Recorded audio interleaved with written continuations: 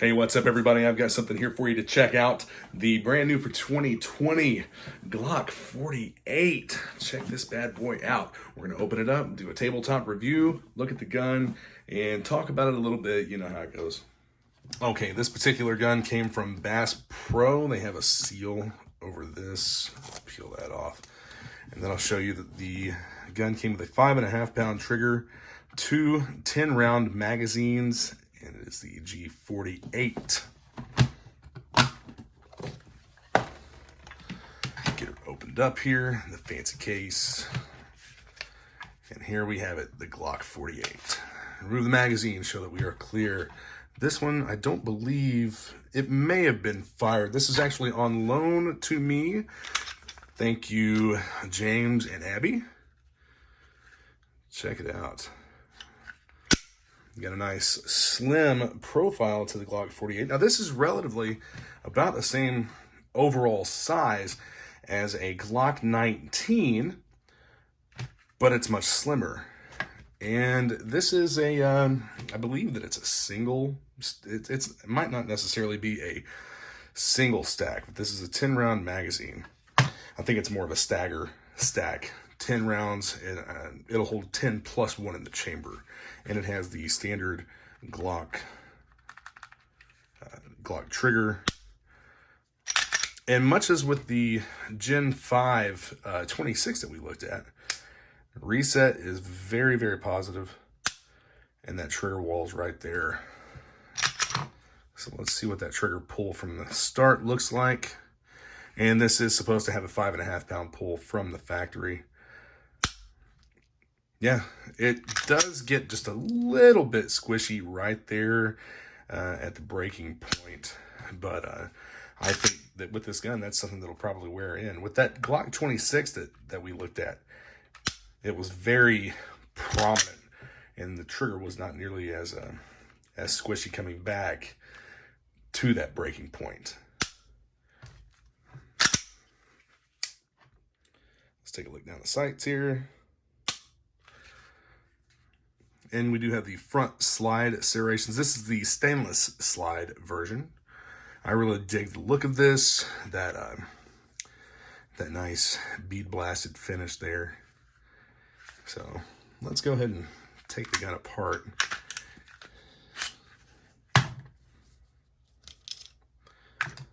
Regular disassembly as with any other Glock pistol. There's your barrel. And it appears to have that Glock nitride type of finish to it. The overall length of the gun is 7.28 inches, and the length of your barrel is 4.17 inches. So as with other Glocks, you have a barrel featuring polygonal rifling. You're not going to want to shoot plated bullets or bare lead bullets through this, necessarily as recommended by the manufacturer. Drop the barrel in, the reassembly, get the recoil spring, put it into place, and then just like any other Glock, if I can fumble around here enough to do it, function test, we are good to go. Reassembled just like that. You know what, that trigger actually feels pretty good, and so does the grip. I have pretty large hands. You know, I have about 2 full fingers, and then most of my pinky finger there on the grip, about half of it. This is a pretty good size grip. I really enjoy the feel of this. It's very reminiscent to me of like maybe the Glock 43X, which we'll do a video on one of those as well. But it's the slim frame that really gets it. A lot of people are looking for that Glock function with a slimmer, more concealable gun. I think that this handgun is an answer to a question a lot of people have been asking for years, wanting a mid-sized, compact handgun that was a single stack or staggered stack with the slimmer profile. Slimmer profile means less printing when you're carrying concealed, and which is preferable to most people who do carry concealed. As far as capacity goes, I'm sure that someone out there will probably end up making a magazine that has a higher capacity. Plus, you can also get extensions for this, I'm sure. I have not looked online to see if extensions are available for them yet. If I end up picking up one of these guns on my own, that's definitely something that I'm probably going to want to look into. Is some magazine extensions that get a little bit more than 10 rounds of capacity out of it, because, you know, as has been stated, or as is known, the more compact Glock 26 is also a 10-round capacity from the factory with a much smaller package. You have the smaller grip, and you also have the smaller barrel. But anyway, the Glock 48 seems to be a fantastic gun. I'd really love to get this out to the range, which I hope to do tomorrow, and put some rounds through it and see how she fires. See how she functions, and see, you know, what accuracy looks like in this this new Glock size. Also, I'll point out that I kind of like the way this looks. It's aesthetically pleasing. Go real nice with some 3-dot or night sights on the Glock 48. But even with my large hands, this gun feels pretty good. Sometimes with Glocks, I have a little bit of trouble getting the right amount of finger on the trigger, either too much or too little. So we'll pull up right here. If you notice, when dry firing, I'm not moving around a whole lot. I hope that during shooting that it would be as consistent as that as well.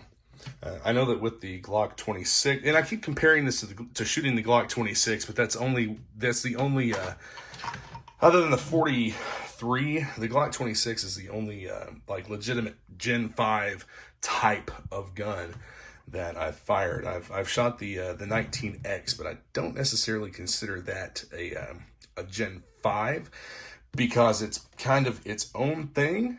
So, or at least it was its own thing at that point in time. And this, like I said, this seems to be pretty. Now, there we go. I had too little finger on the trigger.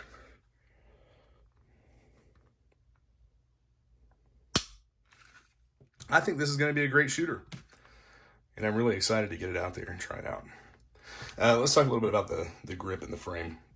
We have a nice texturing here on the grip. It's not too much. It's not too little. The controls are easily accessible.